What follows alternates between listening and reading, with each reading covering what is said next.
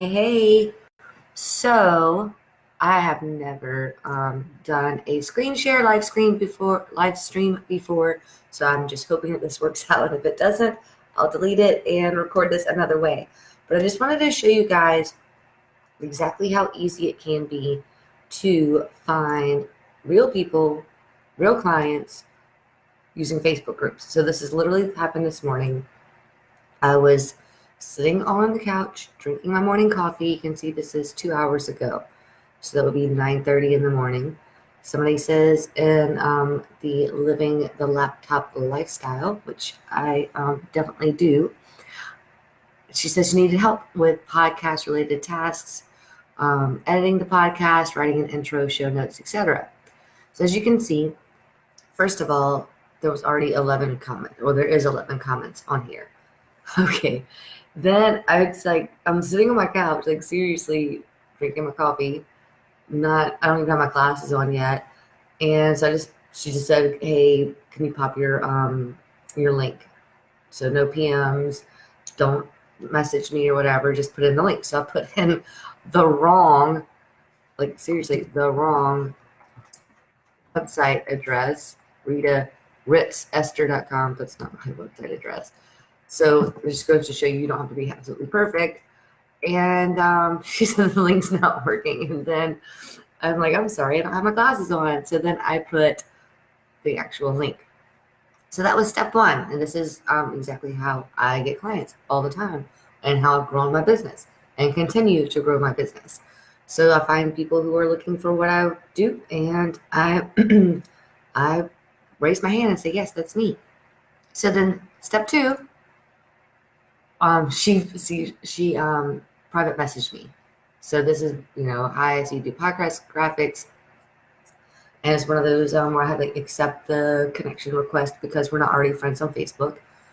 And so, of course, I had sent her my link, but on my website, there's no podcast editing listed anywhere. It's not anywhere in my portfolio. I don't list it on my list of things that I do. It's like not even there. So she's like, well, so this is a really good example of how you can get clients without even having exactly what they're asking for on your website. I'm like, well, I do.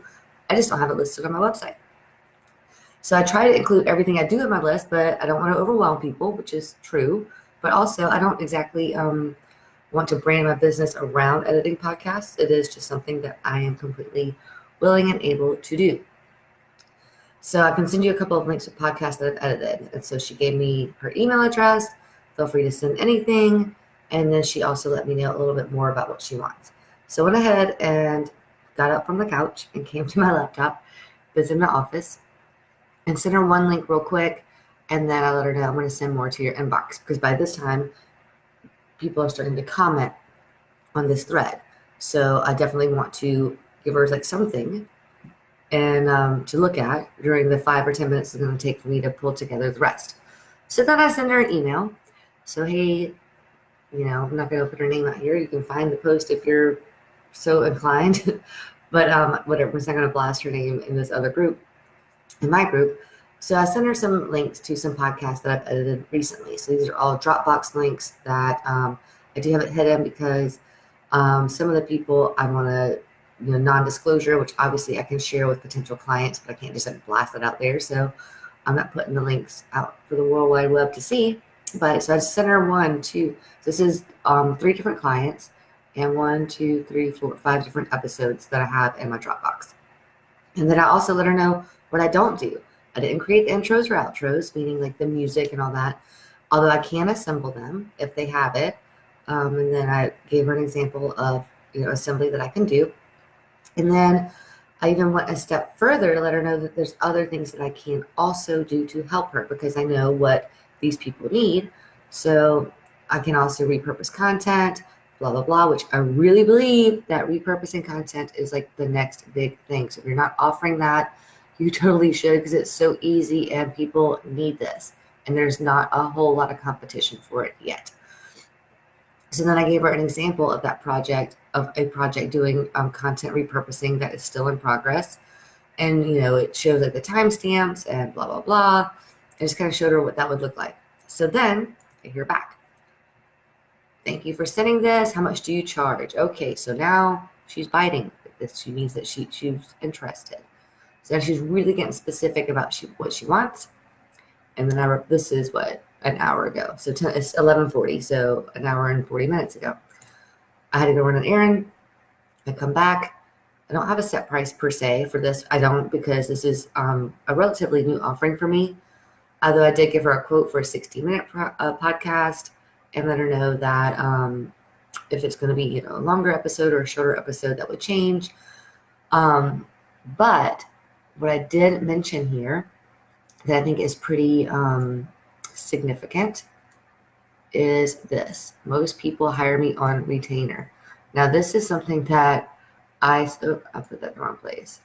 This is something that I say to pretty much anybody who's wanting to hire me, only because I prefer retainer clients. I prefer those people to come in month after month and basically hire me over and over and over again. It makes my life so much easier. So I say most people hire me on retainer, which is true, but I did offer an hourly rate. And then, bam, I would love to do the retainer option once I get a flow. So I already know that she's interested in a retainer deal. So I would love to get on a call with you and chat with you. Please schedule below at my signature. So we are scheduled to chat today at 3:30, and pretty likely to at least land the one-time fee, which is a little bit higher than what I would charge for retainer hours. So that's going to be a selling point whenever we jump on a call today. And if not, that's going to be a quick, whatever that amount is. I'll tell you this, it's less than 100 and more than 50 to do a 60-minute podcast. It'll take me probably about an hour all told, maybe an hour and 20. So my hourly rate is $75, to give you an idea of about where that number is. But I'm not putting my prices like per hour out there. But just to let you know, like, this is how I built my business. This is how I continue to grow my business. And my ultimate goal is to get another retainer client. I have one that is, I guess you want to say, graduating, where they don't need me quite so much anymore. And that project will be coming to an end probably next month. And I'm looking to replace that spot in my retainer queue. So I'm actively searching for another retainer client. And this is exactly how I do it. And you can do the same.